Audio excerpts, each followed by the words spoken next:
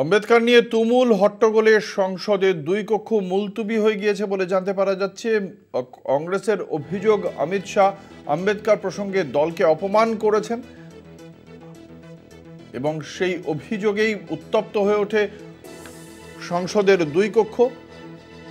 উচ্চকক্ষ রাজ্যসভা এবং নিম্নকক্ষ লোকসভায় দুই কক্ষেই অভিযোগ পাল্টা অভিযোগে উত্তপ্ত হয়ে ওঠে, হইহট্টগোল চলে এবং তার জেরেই অধিবেশন মুলতুবি করে দেওয়া হয় বলেই জানতে পারা যাচ্ছে। রাজ্যসভায় কংগ্রেসের অভিযোগের পাল্টা অভিযোগ করেন মন্ত্রী কিরণ রিজিজু। তুমুল হট্টগোল চলে সংসদের দুই কক্ষেই। দুপুর 2টো পর্যন্ত মুলতুবি হয়ে গিয়েছে দুই কক্ষই। এখনো পর্যন্ত জানতে পারা যাচ্ছে অমিত শাহ আম্বেদকর প্রসঙ্গে অপমান করেছেন বলেই অভিযোগ। যদিও মাত্র কিছুক্ষণ আগে আমরা দেখেছি যে এই বিষয়ে প্রধানমন্ত্রী নরেন্দ্র মোদী তিনি একটি টুইট করেছেন এবং সেখানেও তিনি এই আম্বেদকর ইস্যুতেই কংগ্রেসকে কটাক্ষ করেছেন। সংবিধান নিয়ে আলোচনার সময় কেন্দ্রীয় স্বরাষ্ট্রমন্ত্রী অমিত শাহ যে মন্তব্য করেছিলেন সেই মন্তব্যের প্রেক্ষিতেই আজ দুই কক্ষেই হট্টগোল শুরু হয়। অমিত শাহর যে বক্তব্য সেই বক্তব্যের জন্য তাকে ক্ষমা চাইতে হবে এমনই দাবি তোলে বিরোধী কংগ্রেস। আজ সকালে সংসদের বাইরে কংগ্রেস সাংসদরা আম্বেদকরের ছবি হাতে বিক্ষোভ প্রদর্শন করেন। আমরা কথা বলবো, আমাদের সঙ্গে রয়েছেন আমাদের পলিটিক্যাল এডিটর আশিস চট্টোপাধ্যায়। ঠিক কি কারণে অমিত শাহর কোন মন্তব্যের জন্য ক্ষোভ প্রকাশ কংগ্রেসের এবং কি কারণে তারা বিক্ষোভ প্রদর্শন করলেন সংসদের বাইরে এবং সংসদের ভেতরে? দেখো, যেটা জানা যাচ্ছে, গতকাল অমিত শাহ যখন সংসদে কথা বলছিলেন তখন তিনি আম্বেদকরকে নিয়ে কংগ্রেসের বিরুদ্ধে নানা মন্তব্য করেন।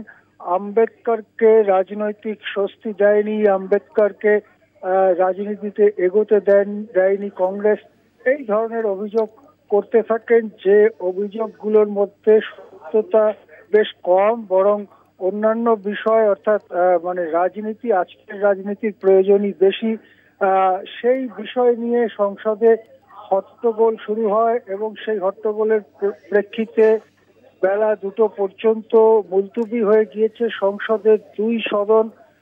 এই রকম আবহেই আমরা দেখতে পাচ্ছি যে প্রধানমন্ত্রী নরেন্দ্র মোদী আম্বেদকরকে নিয়ে একটি টুইট করেছেন যেখানে তিনি কংগ্রেসকে এমন ভাষায় আক্রমণ করেছেন আম্বেদকর প্রসঙ্গে যার সঙ্গে সত্যের যোগাযোগ খুবই কম, বলা যেতে পারে একটু নিম্নমানের, একটু কাঁচা কুৎসা যাকে বলে সেই ধরনের কাঁচা কুৎসা করা হয়েছে।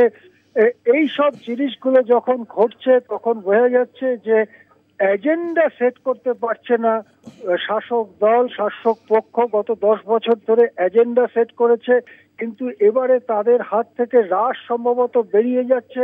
এবং রাহুল গান্ধী যখন জাত গণনার দাবি তোলেন, রাহুল গান্ধী যখন সংসদের মঞ্চে দাঁড়িয়ে বলেন 50% সংরক্ষণের সর্বোচ্চ সীমাকে ভেঙে দেব আমরা, তখন কিন্তু সেই বার্তা পৌঁছে যায় ভারতের 90% দলিতের কাছে, 90% তথাকথিত পিছড়ে বর্গের কাছে।